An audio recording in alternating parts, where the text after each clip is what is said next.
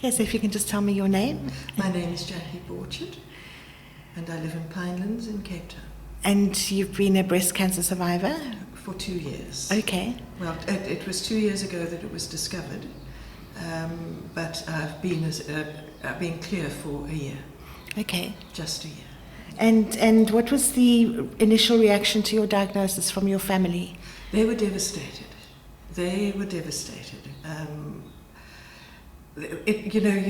You expect it to happen.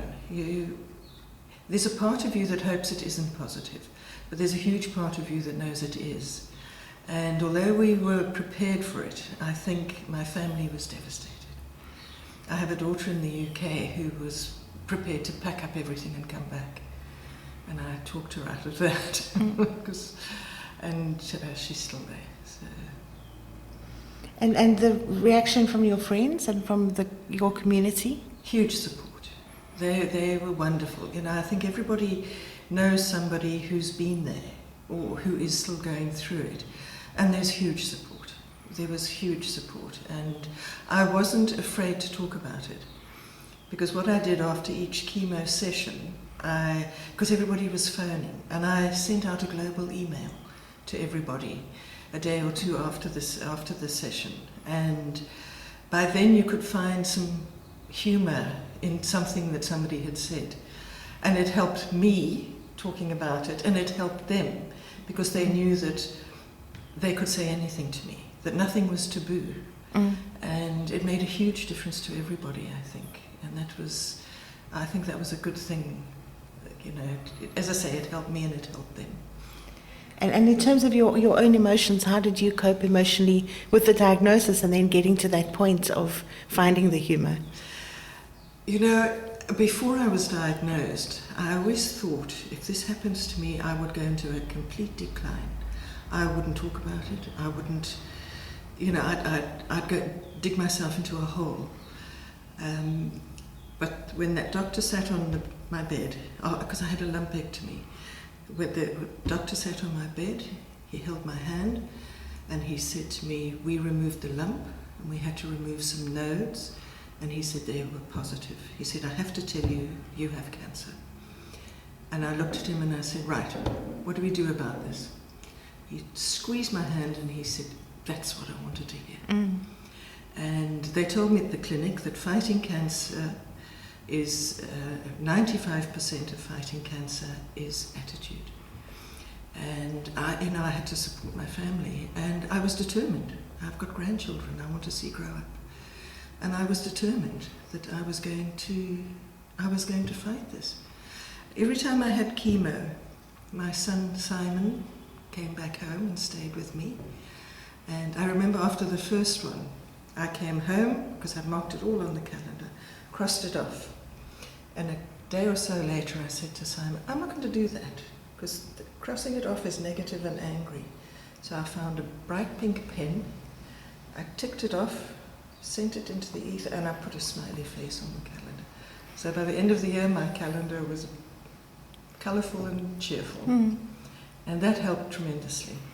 That helped me a lot as well, because I was just determined to be positive. I did have bad days. I think everybody has bad days.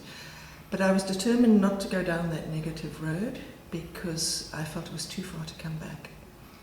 And you can find the humour in it. Just something somebody said, or just sitting in that chemo room and all the banter that's going backwards and forwards.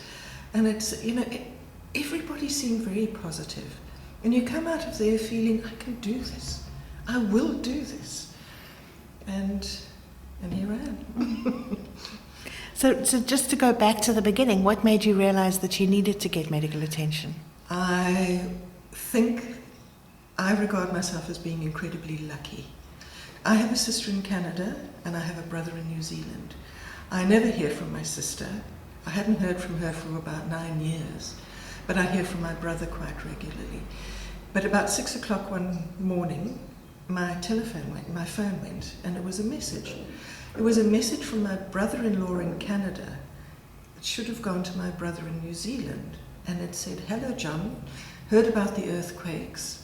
I hope you and the family are all right. Judy's cancer treatment is going well, but it's hard going. Now, that's the first I'd heard that my sister had cancer. So our messages backwards and forwards, and it was my brother who answered me, and he said, "I'm sorry, I thought you knew." Anyway, about a week later, I had to go to my doctor for a checkup. And I said to him, "This is what has happened to my sister." And he said to me, "When did you last have a mammogram?" And he counted it up and he said, "Let me check." And he found the lump. So I regard myself as being incredibly lucky, because if it hadn't been for that mistake that my brother-in-law had made, I might not even be here, because I wouldn't have thought about it. So I'm eternally grateful to my brother-in-law. So that's how I found out about it. And my doctor wrote a letter to the breast clinic up at Krutske, and that's where I've been ever since. And I wouldn't be anywhere else. They're wonderful. Well, for you, what was the most challenging thing that you experienced while you were on the treatment? There were two things. I coped with a mastectomy. Losing my hair was very, very difficult for me. About 2 weeks after my first treatment, it started falling out. You could pull it out in chunks. And I went to my hairdresser and I said to him, "Please shave it." Is that like this? And from that day until it started growing again, I never looked in the mirror without something on my head. I couldn't. And my granddaughters, I look after my granddaughters, and they didn't want to see it either. That was difficult for me. And after my last chemo, I developed the joint pains, and those were awful. Those lasted about 6 to 8 weeks. The doctors and I couldn't find a pain program to combat it. I was like a zombie. You know, I wasn't sleeping at night. I was walking around my bedroom, using all sorts of creams and what have you, and pills, and it was awful, but it did go. I still have the numb feet and the tingly fingertips, and I didn't drive for about 3 months because my feet, I couldn't really feel the pedals. Then I thought, I'm not going to let my feet dictate my life anymore. So with a few adjustments to my car seat, I've been driving since the beginning of the year. So, and that's wonderful. So, and other than that, as I say, I coped with a mastectomy, but my granddaughters helped me there as well, because they were sitting on my lap the one day. Rebecca was this side, Ruby was this side. Ruby was peeping down my top, and she said to me, "Nana, will your boob ever grow again?" And I said to her, "No, it won't, sweetheart. My hair will, but the boob won't." She was 4. Rebecca, age 7, sitting there. She's thinking, and she says, "Well, you know, Nan, it's not as though you need it anymore." She says, "It's not as though you're going to be feeding babies anymore." She says, "I think you're going to cope quite well without it." Out of the mouths of babies. Yeah. And I have done. You know, that didn't worry me, strangely enough. It was more my hair that worried me. But I have had 2 haircuts since then, so we're back. And anything else you want to add? No, just how wonderful everybody's been. You know, there were prayer groups for me, and I felt those, and everybody's been so supportive, and I'm eternally grateful to them. And they still are, you know, and as I say, the hospital has been wonderful.